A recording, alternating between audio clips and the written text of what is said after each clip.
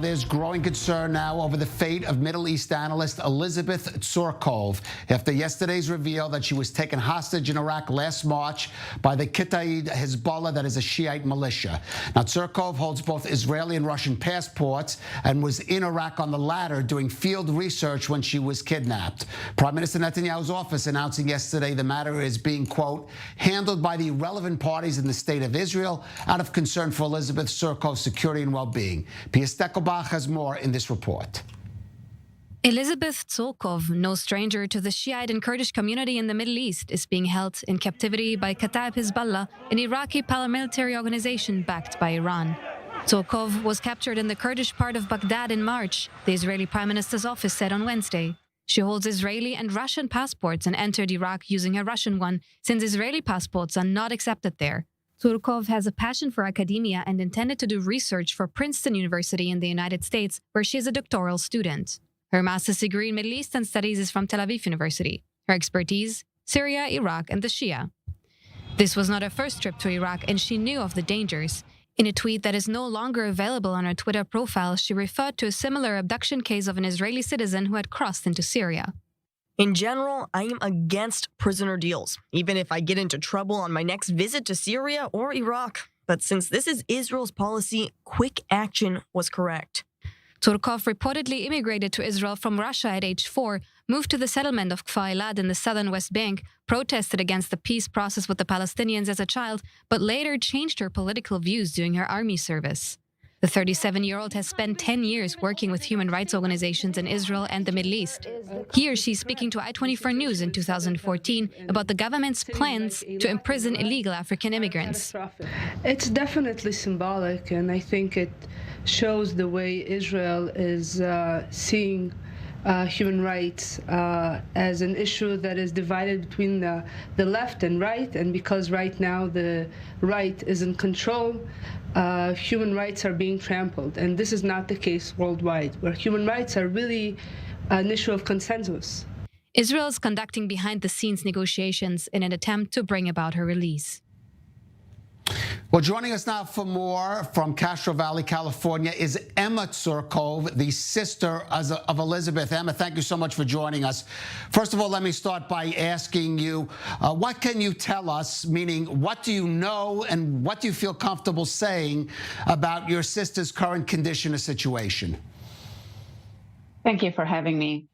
So what we currently know is that we know she's alive, which is really not nothing. I can't overstate the importance of that, especially after a lot of uncertainty that we had. So even knowing that she's alive and well means everything to us. Other than that, unfortunately, I don't have many details. I don't know exactly where she's being held or the conditions in which she's being held. Right. Now, this only became public yesterday. I mean, I'm going to assume you can address this or not. You had earlier knowledge of it.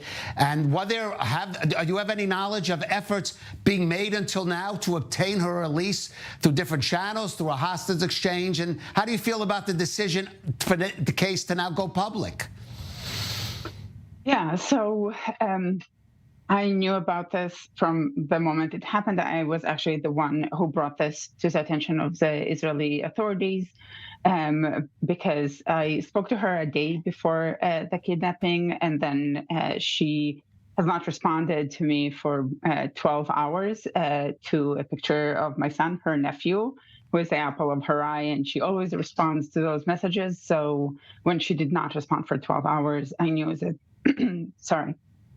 that something is wrong. I contacted the Israeli authorities to raise this concern. Sorry. Sure. And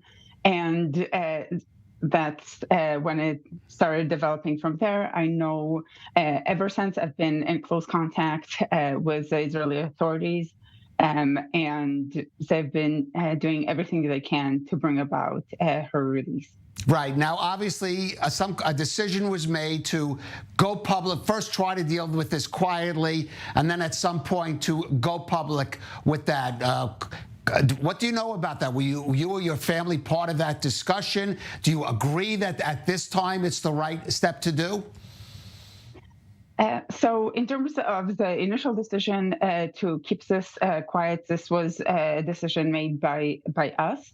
No one silenced us. It was just our assessment that it is in my sister's best interest that we try and see if this can be resolved quietly and quickly without raising the spectacle of this becoming public. Unfortunately, it became public. That was not our decision to make. But it happened mainly because it was already coming out through journalistic sources abroad. So the ability to keep a lid on it inside Israel was greatly limited. Right. All right. So now that it is public, what do you expect to do? What would you like to see from the parties involved? Of course, the Israeli government says it's involved. Your sister had Russian citizenship. There's been reports of Israel turning to them. What about other sources? Your sister studied in the United States, has contacts in the academic world there, very well known. What do you hope to see now from the governments involved? Yeah, so my sister is a world-renowned expert on the Middle East and a doctoral student at Princeton University. So I am really hoping to see a collaboration between all the relevant governments to secure her release as soon as possible. She was in Iraq purely for academic reasons. She was doing research for her dissertation on sectarianism within political movements in the Middle East. And it was really important to her to understand kind of the reality on the ground of people who are subject to this different political structures. And she was convinced that this is not research that can be done remotely or over Zoom or anything like that. So she went there purely for academic reasons to do good, meticulous research. And that's why I really hope for collaboration from the Israelis, American, and the Russian government to bring about her release, which is, of course, our ultimate goal, because we are deeply, deeply concerned for her health and well-being and safety in this really scary situation. Right, and I don't know what you could tell me, but beyond those governments, your sister had very good contacts in communities there in Iraq, in the Kurdish community, in the Shia community. Are they part? Is there something you could say that if they're part of that discussion to obtain her release? Not that I'm aware of. So I'm sorry, but I don't have any additional detail on that. All right. Let me just, before we go, what is your message that you just want to say personally now, presuming even if some of the people who could be holding or could be watching this program? I would say she's a remarkable and terrific person. Aside from being my sister, I love her deeply. We miss her. We want her back. She is a kind and nice person. She has never hurt anyone, and she does not deserve this. All right. Yeah. All right. I'll just add, she did appear on I-24 News. There are many people here in this community here that know your sister personally and are deeply concerned. And we all wish the best for her and hope she can return home safe and secure as soon as possible. Elizabeth Tsurkov, thank you for joining us on I-24 News. Thank you for having me on.